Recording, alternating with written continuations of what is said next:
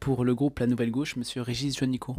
Oui, merci monsieur le Président. Madame la Ministre, deux questions très brèves. La première sur les questions budgétaires.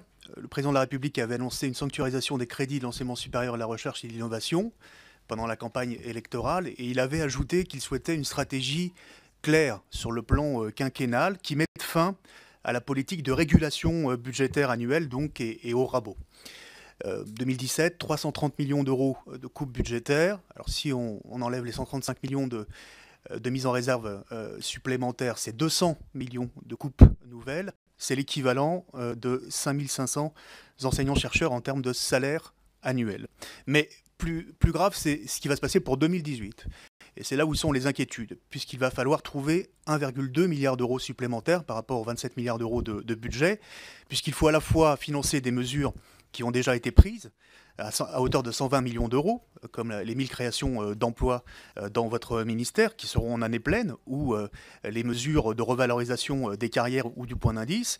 Il va falloir financer des mesures nouvelles à hauteur de 400 millions d'euros.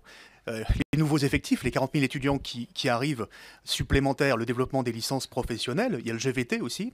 Et puis il va falloir aussi financer la réforme de l'entrée dans le supérieur. Et ça représente 700 millions d'euros. Donc on arrive à plus d'1 milliard d'euros. Pouvez-vous nous dire pour 2018 si vous avez obtenu des engagements et des assurances? Et puis je voulais aborder très rapidement une deuxième question que vous avez utilement énoncée tout à l'heure, qui est bien évidemment l'échec en premier cycle, et qui doit être un chantier prioritaire après que la question du décrochage scolaire ait été un chantier prioritaire sous le précédent mandat. Bien évidemment, moi, je me réjouis de l'abandon du tirage au sort pour l'année 2018. Et avec notre collègue Pascal Le Guilhem, nous l'avions préconisé notamment pour la filière STAPS. Nous étions effectivement assez étonnés de voir que dans certains STAPS, des étudiants ne savaient pas nager.